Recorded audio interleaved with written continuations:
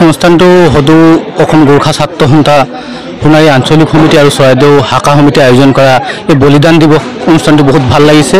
আচলতে ৰাষ্ট্ৰীয় শ্বহীদক আমি যিজনে আমি অসমবাসীয়ে সন্মান কৰিব লাগিছিলে বা যিদিনা গোৰ্খা ছাত্ৰ সন্থাই গতানুগতিকভাৱে মানে বীৰ যোদ্ধা স্বাধীনতা সংগ্ৰামীক যিদিনা আজি আয়োজন কৰিছে সঁচাই এইটো আমি এখেতৰ পৰা বহুত শিকিবলগীয়া আছে। আৰু অসমবাসী তথা ভাৰতবৰ্ষই আমি যি মেজৰ দুৰ্গা মল্লৰ যি ইতিবৃত্তি বা যিজন জীৱন ধাৰণা যি সংগ্ৰামৰ যি পুস্তিকা সেইখন সঁচাই অসমবাসীয়ে অধ্যয়ন কৰা প্ৰয়োজন। তেখেতৰ সংগ্ৰামৰ ইতিহাস জনা প্ৰয়োজন আৰু গোৰ্খা ছাত্ৰ সন্থাই গতানুগতিক সেই কামটো সুন্দৰভাৱে কৰি আহিছে। অসমৰ ৰাইজক এই তেখেতৰ যি কৰ্মপন্থাক তেখেতৰ আদৰ্শক অসমক প্ৰতিষ্ঠা কৰিবলৈ যি এটা গতানুগতিক লাগি আছে আমি ধন্যবাদ জ্ঞাপন কৰিছোঁ। আৰু যি স্বাধীনতা সংগ্ৰামী দুৰ্গা মল্লৰ যি সংগ্ৰামী ইতিহাস আমি নমন কৰিছোঁ আৰু তেখেতক যাতে সদায় অমৰ হৈ থাকে আশা কৰিছোঁ। হয়, আজি সদৌ অসম গোৰ্খা ছাত্ৰ সন্থা চৰাইদেউ জিলাৰ অন্তৰ্গত সোণাৰী আঞ্চলিক সমিতিৰ উদ্যোগত তথা চাপৰাই শাখা সমিতিৰ সহযোগত আজি চাপৰাই ৰাজহুৱা ৰংগমঞ্চত আজি স্বৰ্গীয় তথা ভাৰতৰ স্বাধীনতা সেনানী শ্বহীদ মেজৰ দুৰ্গা মল্লৰ দেৱৰ ৮০ সংখ্যক বলিদান দিৱস আজি তেখেতলোকে খুব ধুমধামেৰে আজি আয়োজন কৰে আৰু বিশেষকৈ আজি অনুষ্ঠান খুব জাকত জিলিকা এক অনুষ্ঠান আয়োজন কৰিছে। বিশেষকৈ মেজৰ দুৰ্গা মল্ল তেখেত আজাদ হিন্দ ফৌজৰ এগৰাকী মেজৰ আছিল আৰু তেখেতে ভাৰত স্বাধীনৰ কাৰণে তেখেতে নিজৰ আত্মবলিদান দি যি এক বীৰত্বৰ বিশেষকৈ গোৰ্খা জনগোষ্ঠীৰ পৰা তেখেতে এক বীৰত্বৰ যি বীৰ গোৰ্খা বুলি যি এক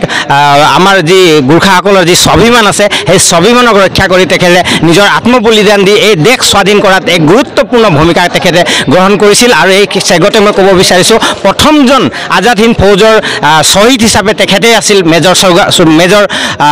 দুৰ্গা মল্ল। গতিকে আজি তেখেতৰ ৮০ সংখ্যক বলিদান দিৱসত আমি সকলোৱে একত্ৰিত হৈ তেখেতক স্মৰণ কৰাৰ লগতে তেখেতৰ প্ৰতিছবিত সকলোৱে আমি মাল্যাৰ্পণ কৰি তেখেতৰ ছবিত আমি তেখেতৰ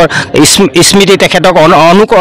তেখেতক আমি সকলোৱে আজি অনুকৰণ কৰি তেখেতক আমি সকলোৱে স্মৰণ কৰি তেখেতক এখনি বন্তি প্ৰজ্বলন আমি কৰিলোঁ আৰু খুব ধুনীয়া অনুষ্ঠান আজি বিশেষকৈ আমাৰ চাপৰাই শাখা সমিতিৰ লগতে আমাৰ সোণাৰী আঞ্চলিকৰ উদ্যোক্তাসকলে আয়োজন কৰিছে। তেখেতলোককো আমি বিশেষকৈ জিলা সমিতিৰ তৰফৰ পৰা আন্তৰিক ধন্যবাদ জ্ঞাপন কৰিছোঁ। আৰু ইয়াত বিশেষকৈ বিভিন্ন জাতি জনগোষ্ঠীৰ যেনেকৈ সদৌ অসম ছাত্ৰ সন্থাৰ লগতে আজি চাহ জনজাতি ছাত্ৰ সন্থা টাইম ছাত্ৰ সন্থাৰ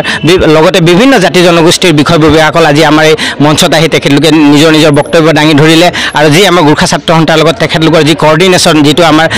যিটো ভাই যি আমাৰ মাজত যি আছে আমাৰ সমন্বয় যি আছে তেখেতলোকে বৰ্তাই ৰাখিবলৈ আমাক যি চেষ্টা কৰিছে বা তেখেতলোক আমাৰ অনুষ্ঠানত আহি দিলে তাৰ বাবে মই বিশেষকৈ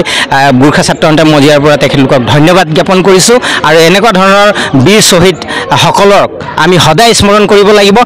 তেখেত লাগিলে যি জাতি জনগোষ্ঠীৰে নহওক, যিজনে এই দেশৰ স্বাধীনৰ কাৰণে সংগ্ৰাম কৰিব, দেশৰ কাৰণে তেখেতলোকে প্ৰাণ আহুতি দিব, সেইসকলক আমি স্মৰণ কৰাটো আমাৰ দায়িত্ব আৰু আমাৰ এই কৰ্তব্য বুলি আমি বিশেষকৈ ভাবোঁ। হয়, চাওক বিশেষকৈ আজিৰ তাৰিখত আমি বিশেষকৈ অসমৰ ৰাইজে আজি জীয়াতু ভুগিব লগা হৈছে স্মাৰ্ট মিটাৰৰ নামত। কাৰণ স্মাৰ্ট মিটাৰ আমি যেতিয়া তেখেতলোকে ডিজিটেল অসম বা ডিজিটেল ভাৰতৰ তেখেতলোকে সপোন লৈ আগবাঢ়িছে, কিন্তু যোৱা দিনকেইটাত যেতিয়া আমাৰ আগৰ যি মিটাৰ আছিলে সেই মিটাৰত যেতিয়া যিসকল বিশেষকৈ মোৰ নিজৰ কথা কৈছোঁ, আজি 230 টকা 250 টকা আমাৰ মাহেকত বিল আহিছিলে আমাৰ ঘৰত। আজিৰ তাৰিখত যেতিয়াৰ পৰা আপোনাৰ স্মাৰ্ট মিটাৰ আহি গ'ল তেতিয়াৰ পৰা মাহেকত 700 টকা ৰিচাৰ্জ কৰিলে 28 দিন মানতে শেষ হৈ যায়।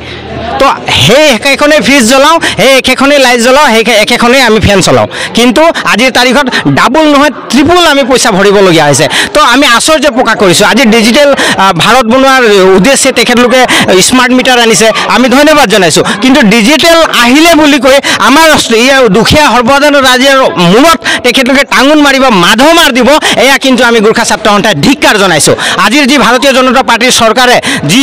দুখীয়া ৰাইজক এনেধৰণে যেনেকৈ শুহি লৈছে,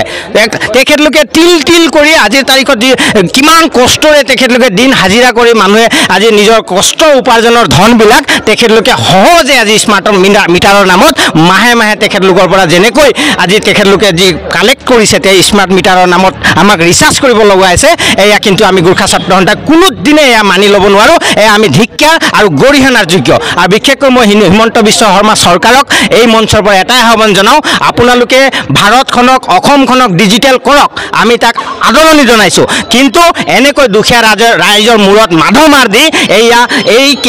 এনেকুৱা বিষয় বস্তু এনেকুৱা আপোনালোকৰ ষড়যন্ত্ৰ কিন্তু আমি বিশেষকৈ ছাত্ৰ সংঘ সমাজে কেতিয়াও আমি আঁকোৱালি নলওঁ ইয়াক আমি সদায় গৰিহণা দিম আৰু সদায় আমি ধিক্কাৰ জনাই যাম এয়া আমাৰ স্পষ্ট কথা আজি অনুষ্ঠানৰ বিষয়ে কি ক'ব